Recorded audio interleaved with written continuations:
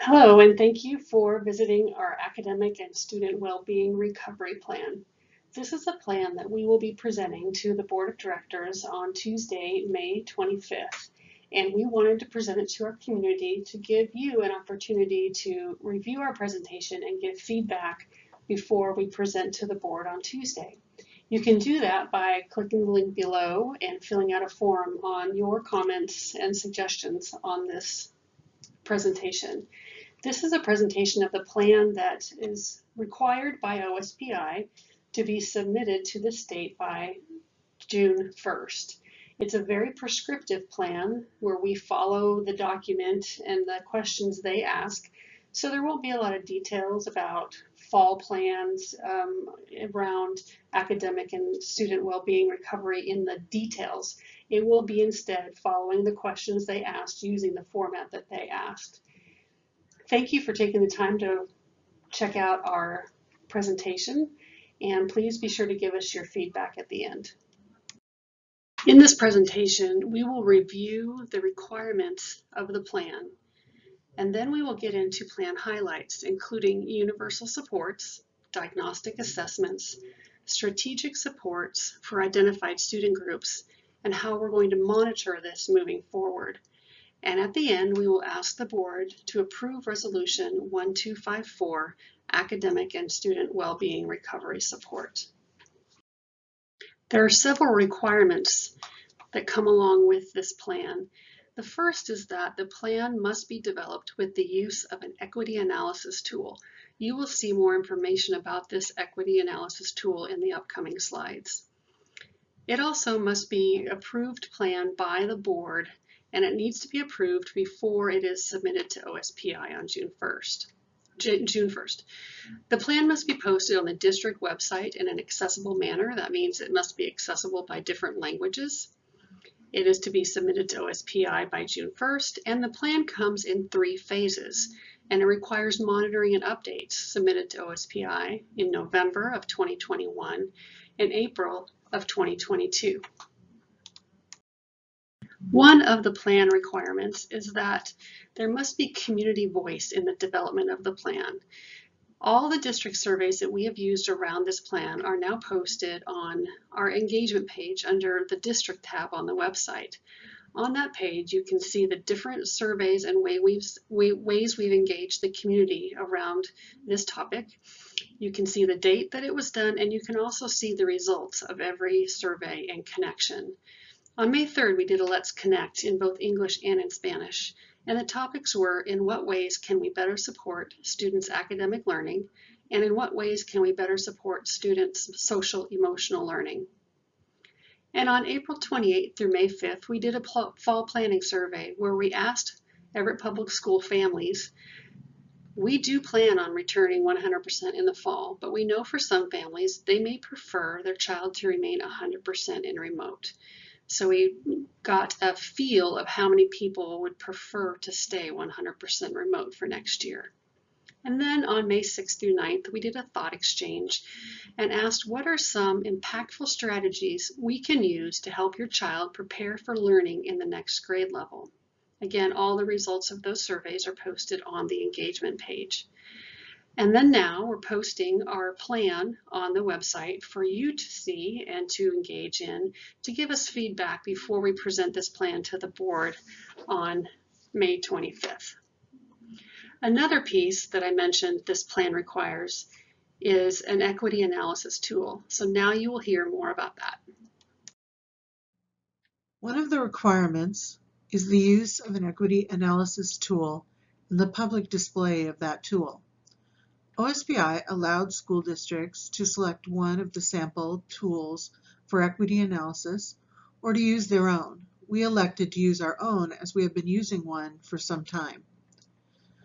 Through the school improvement process, we have been monitoring equity by looking at gaps in performance and disproportionality. That process was formalized a few years ago through the OSPI Consolidated Program Review process. We have taken that formal equity analysis tool, which was focused on program enrollment disproportionality, and added disparate impact for student outcomes. Disproportionality focuses on whether or not students are enrolled in programs in the same proportion that they are enrolled in our schools. If 5% of all students identify as two or more races, for example, then we would be looking for that percentage of students in advanced placement courses, dual credit courses, highly capable programs, special education, and English learner programs. Disparate impact is looking through another lens, student outcomes. Disparate impact occurs when policies, practices, rules, and other systems that appear to be neutral result in a disproportionate impact on a protected group.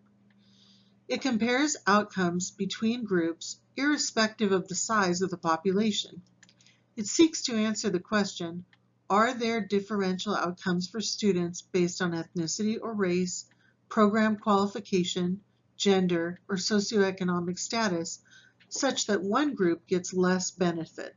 For example, if 63% of students who identify as white in advanced placement classes earn a qualifying score on an AP exam, but only 50% of students who identify as Hispanic or Latina do, then that would indicate a disparate impact. Hispanic or Latino students are not getting the same level of benefit from those courses. The equity analysis tool is a step-by-step process of looking at the data to identify disparate impact and create a plan to rectify the solution. The first step is putting together a diverse group that evaluates the data. We identify patterns, trends, and variability in the data, and identify any additional data needed to understand the situation better. Disparities are identified, and then for each disparity, causes and root causes are identified, and a corrective action is identified. We know that many of our students have finished the school year off with just a few days in person each week, but some of our students have been in a fully remote setting for well over a year. As a result, we've worked to provide opportunities for our students to recover learning. For example, credit recovery for high school students, as well as additional learning recovery programs for our students who are English learners or students with disabilities at all levels. Additionally, we know that some students, like our youngest learners, may not have ever had a school experience this year.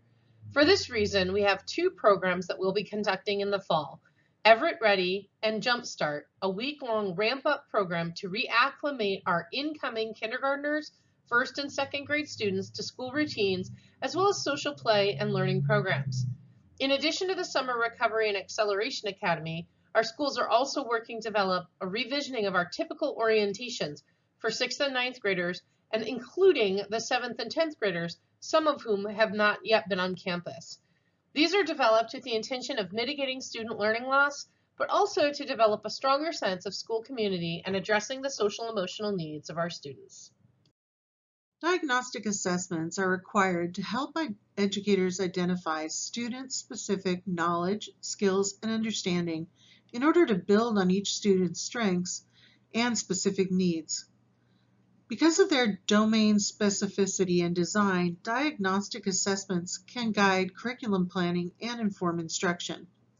We are required to identify the academic diagnostic assessments predominantly used in each grade level, to monitor, assess, and target supports for student learning, and the frequency with which each diagnostic tool is used.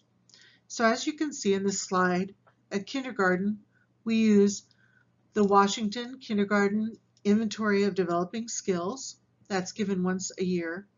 The iReady Reading Diagnostic and Math Diagnostic are used in K-5, and they're given 3 times a year. Diagnostic math unit assessments from the curriculum, as well as Zink reading diagnostic assessments, Quill writing diagnostic assessments, are given in grades 6 through 12. The dyslexia screener will be given next year in grades K2, as well as the oral reading and letter naming fluency assessments. And then Smarter Balanced interim assessment blocks in math and English language arts can be given in grades 3 through 8 and 10.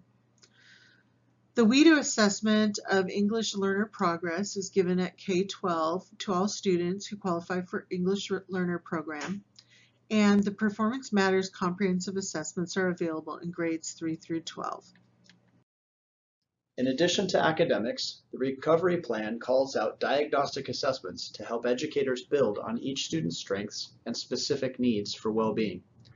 In Everett Public Schools, we have been continually expanding the list of diagnostic assessments used in each grade level to monitor, assess, and target supports for student well-being, which include mental health and social and emotional learning.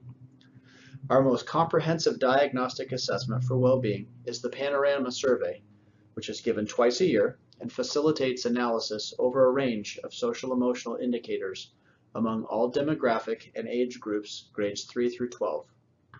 The WA Kids Assessment provides useful information over 6 domains of readiness for kindergarten students, one of which includes social emotional indicators. Knowing more about children's entering skills and strengths helps teachers and parents work together to support student growth in the kindergarten year. And the annual school stakeholder survey guides our communication and planning for employees and families. In combination with teacher and other staff recommendations, this comprehensive student data informs our Tier 1 well-being supports through our use of social emotional curricula, Second Step for elementary and middle schools, and Ruler at the secondary level. And these measures provide key reference points for our Tier 2 and Tier 3 supports to provide help for our students who need more personalized interventions. Our academic and student well-being recovery plan places a high priority on identifying strategic support areas, particularly for student groups identified in our diagnostic assessments as needing intentional specific supports. Where we previously discussed universal supports for all students, here we're identifying strategies to be specifically applied in the service of student groups that the data show would most benefit from these supports. Some of these more tailored strategies include ensuring our multi-tier systems of supports is delivered in such a way that students are provided a range of services and interventions depending on their individual needs, and that students' response to those interventions are monitored closely by staff so that they can make adjustments as necessary. Additional instructional time and before and after school academic supports, summer school programming, building relationships, which we know is always an important prerequisite in all classrooms, social, emotional, and mental health supports, transition supports between grade levels and programs, continued early literacy supports for emerging readers, and inclusionary practices to ensure our students, specifically English learners and students with disabilities, are learning in a least restrictive environment and have access to high-quality, standards-based instruction. Diagnostic assessments identify student learning needs and strengths. Strategic supports identify how we will address those strengths and needs. We also need to evaluate progress and the effectiveness of supports to identify what changes need to be made in the support plan when and if those programs are not being successful. Monitoring and addressing gaps are not new activities for us. For example, we use the disparate impact assessment to address and identify opportunity gaps in student learning and well-being. Systemic progress monitoring tools like Performance Matters are used to disaggregate student assessment data, tailor instruction, and supports. Social emotional learning data is analyzed in the Student Success Platform in combination with academic, behavioral, attendance, and other performance factors. And finally, instructional reviews are made each year. They involve leaders at every level observing actual instructional practice, longitudinal and just-in-time achievement gap trends, and mobilizing resources to address specific school-based learning gaps.